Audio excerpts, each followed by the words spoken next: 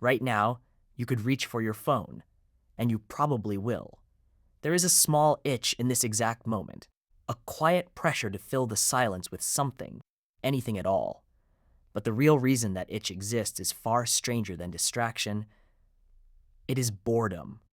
And boredom might be the most human thing about you. You have been taught to treat it like a flaw, a gap, a sign that something has gone wrong. When it arrives, you assume the moment is broken, or that you are. So you scroll, you snack, you open a tab you do not need. Anything to make the feeling stop.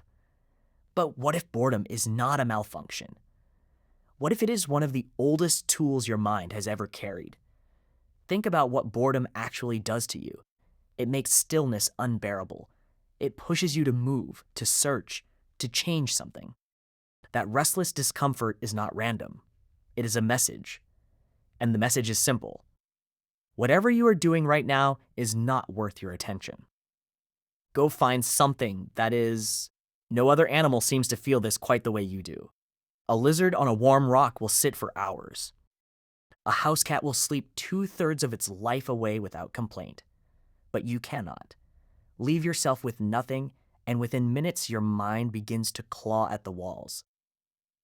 In 2014, a psychologist named Timothy Wilson at the University of Virginia decided to test how far that discomfort goes. He put people in a bare room, no phone, no book, nothing to do but sit and think for 15 minutes. The only object in the room was a small device that delivered a mild electric shock. Before the experiment, most people said they would pay money to avoid being shocked. Then they were left alone with their thoughts. What happened next is hard to forget. Many of them shocked themselves. On purpose, one man pressed the button an astonishing number of times in a quarter of an hour. Given a choice between their own quiet mind and physical pain, a large number of people chose the pain. Sit with that for a moment. What is it about being alone with yourself that feels worse than a jolt of electricity? The answer runs deep into your history. For millions of years, your ancestors lived in a world where sitting still could kill you. A quiet, satisfied brain was a brain that stopped scanning the horizon. It stopped looking for the next meal, the next danger, the next opening.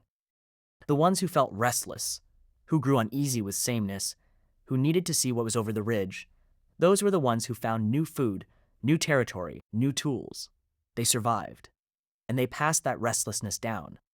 To you? So boredom is not weakness. It is an inheritance.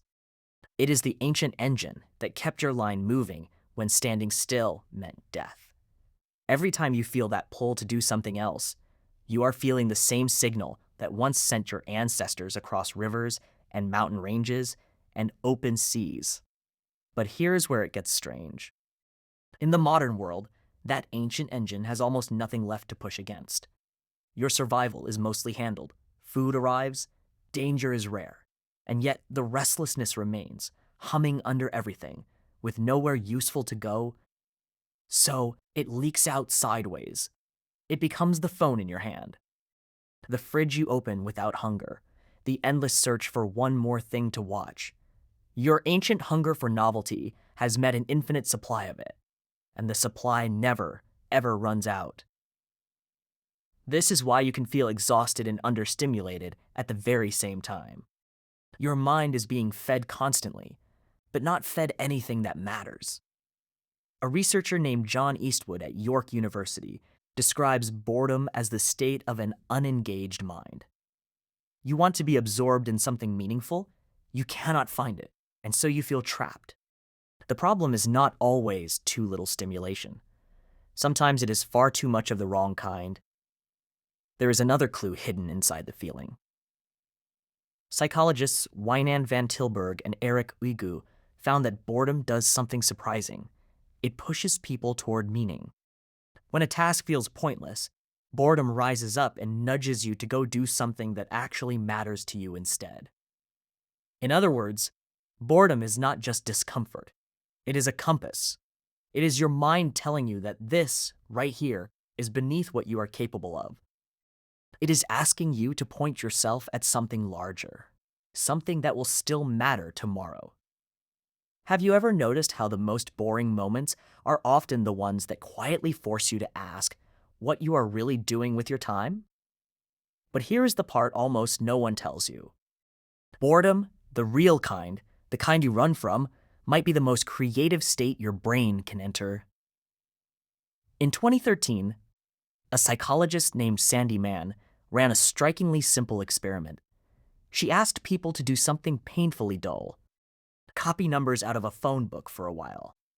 Then she gave them a creative task.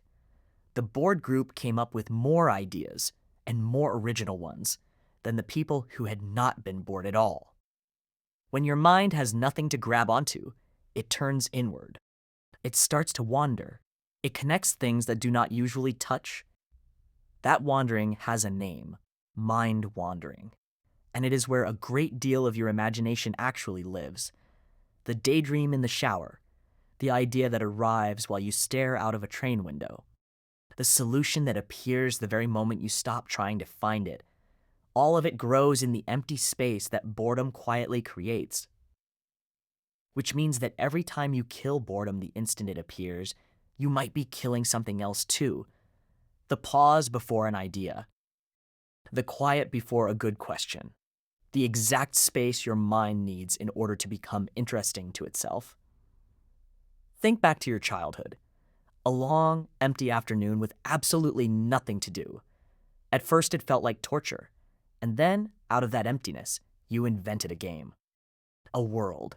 A story. You were not entertained. You became the entertainment. That is what boredom is for. It is not a hole to be filled from the outside. It is an invitation to fill it from within. Your ancestors did the same thing around ancient fires. When the hunting was done, and the night stretched long and dark, they had nothing to do but sit. And in that stillness, something remarkable began to happen. They started to tell stories. They painted animals onto cave walls. They looked up and wondered about the stars. So much of what makes you human may have been born not from need, but from the restless, aching, wonderful problem of having nothing to do. So the next time boredom arrives, notice what you do with it.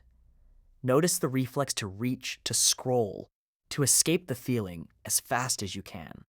And then, just once, try not to. Let it sit there. Let it grow uncomfortable. Because on the other side of that discomfort is the oldest and strangest gift your mind has ever learned to give. Right now, you could reach for your phone, but you do not have to. Because that restless feeling, the one you have spent your whole life running from, is not a sign that something is wrong with you. It is the most human part of you, quietly asking to be set free.